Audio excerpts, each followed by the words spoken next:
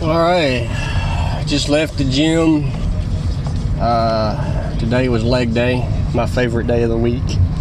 I had a really good workout. I love doing legs.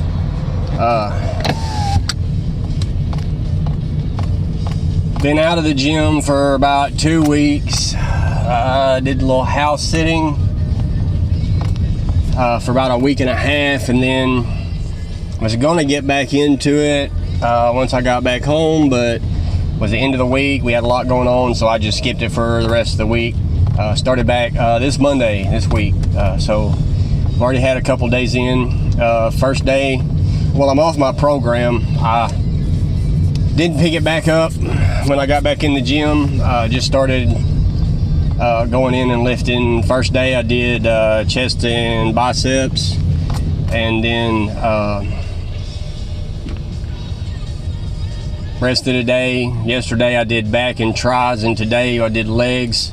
I'm thinking I'll pick up that same routine again. I kind of liked it. It worked out well. The way it was going, leg days was on Wednesday, and I go to the doctor on Wednesday. For some reason, their breakfast really jacks me up. So instead of doing leg days, which is usually a pretty heavy, pretty intense day, and being sick for the rest of the day, I think I'll try this and just space it out some.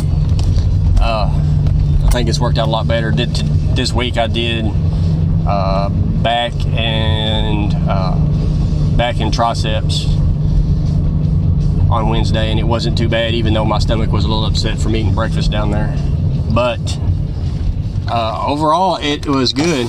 Got a good pump in my legs, got a good sweat. You know, you always do the duck walk coming out of the gym on leg days, and it's always difficult to get in and out of the car. That's why I prefer a truck over a car, but you know, you got to do what you got to do. Went to the doctor a couple weeks ago. Everything is good. Really positive note is my lung function is still increasing after the transplant. Usually 3 to 6 months is the window, and you level off. He said usually what you have at the end of around 3 or 6 months is what you have, and he said mine shows to be steadily increasing, which is awesome, which is what I want. So we're going to try to add in a few extra things, maybe to try and help boost that a little bit, maybe foster a little bit more. I don't have the equipment and tools at home that I need to do it with. You know, they have a machine in the hospital that actually pushes air into your lungs and helps you inflate your lungs. When I first come out of surgery, that I was using instead of actual like a vest. If you have CF, you know what the vest is. But yeah, I couldn't use the vest or anything like that to help open my lungs up and clear out my airways and everything. So they used this, I think it's a CPAP machine is what it was, but I don't have one. But it forced air into my lungs, and I could take a deep breath and really inflate my lungs to full capacity, and it was awesome. I loved it. And now, well, when I went in, I was less than 1 liter of lung capacity, guys. I mean, think about it. This is a liter. I had less than that is what I was using to breathe with. The average person has 6 liters of air, around 6 liters, give or take. You know, I mean, it varies. They have around 6 liters of capacity inside their body. So that's you, that's me, or anybody normal has an average of 6 liters. And I went in with under 1 liter and low oxygen. I was averaging around 88 to 92% active, moving around with oxygen. So that was a real bad thing. Coming out immediately, I was up to like 2% or 2 liters. So I had double what the bottle you just seen. I had to do 2 of those. But now I'm up to like a little bit over 3.5, which is awesome. I'm going for 4. If I could get 4 liters, that would be really sweet. So I'm going to try and push for that. above and beyond that, I really want the 5 or 6 liters. You know, of course, that's always the goal, is to get the max. So that's what we're shooting for. And there are some things you can do. You know, breathing obviously is the number one thing. Being, you know, pulling in as much air as you can and really expanding your lungs, and getting that air in there and letting it fill them up and push them out, and get used to that, so that they normally take in that much. So yeah, we're going to try for that, but 4 liters would be great. That's it's about 3.5 more than I had, so I'll take it. Anyway, everything else looked good. Creatine levels were high, which I thought was odd, but after doing a little research, I wasn't in the gym for about a week before we went to the doctor, and I have been in the gym. If you know anything about metabolic pathways, creatine is one of the things that's used for your quick energy bursts. And because I was out of the gym, I probably had a buildup of creatine in my system, because it was used to going to the gym and hitting the weights and, you know, having to push that out. So that was probably the reason for that being up. But they gave me I had to have an IV infusion of fluids, and hopefully this last visit that was taken care of, or the next visit it'll be taken care of. But well, no, I went and gave blood last Wednesday, and they should check the creatine levels then, so hopefully they'll be taken care of then. We'll see. I haven't heard anything about those labs yet, so I don't know.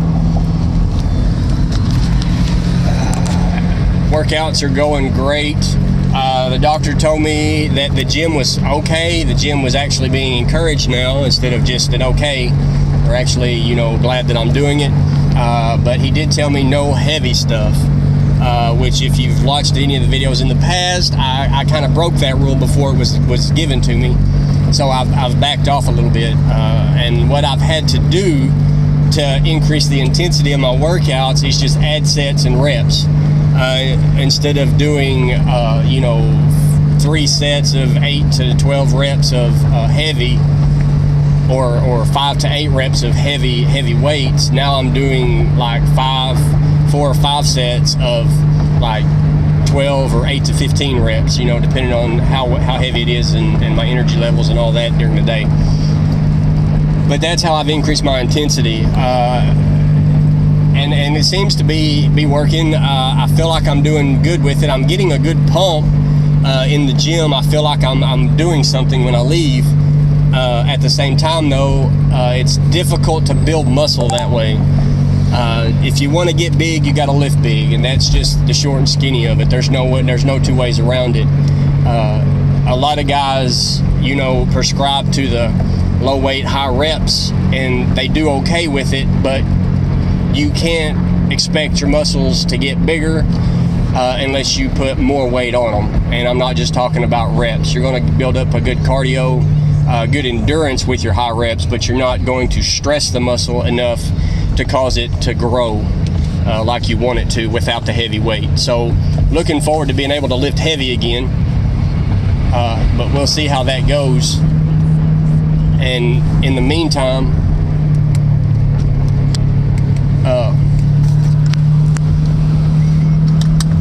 we'll keep doing what we're doing, and hopefully it'll work for the best. Like I said, I am getting stronger. I've noticed that the weights aren't as taxing anymore, except on leg days. I do pretty much heavy on legs, simply because I don't have to strain my upper body a lot. I did, I think, pull my trap today. Was doing squats in the Smith machine, and went to step out from underneath the bar, and it wasn't locked. My fault, you know, I should have paid more attention.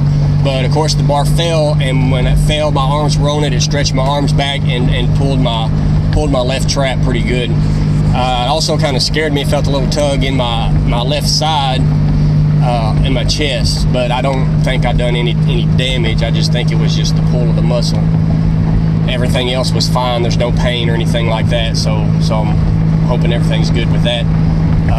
Nothing shifted.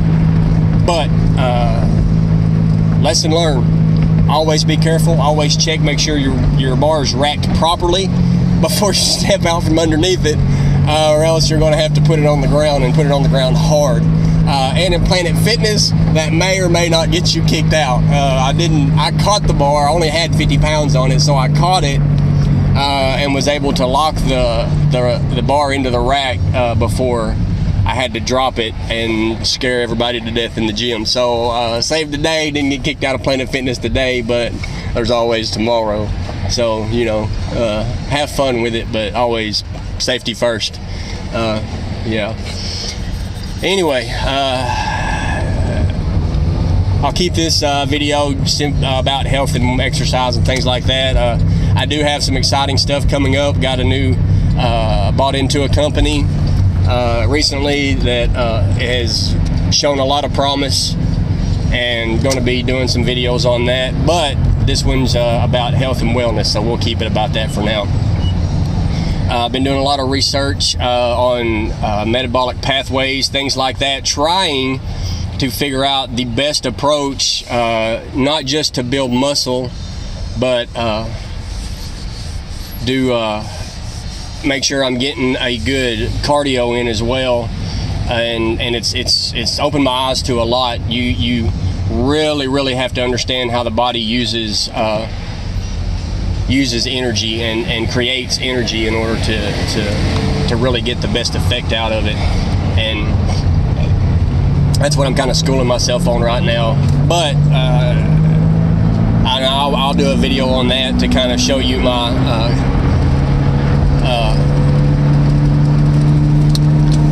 very basic understanding and caveman-like approach to this whole exercise thing. But hopefully it'll help you, maybe help you a little bit. I hope it does. Right now I'm headed back home, going to get something to eat, and then I'm going to hit some books. Got a lot of learning to do, studying. Always work your mind out just like you work out your body. It's how you stay fit mentally. But that's where we're at.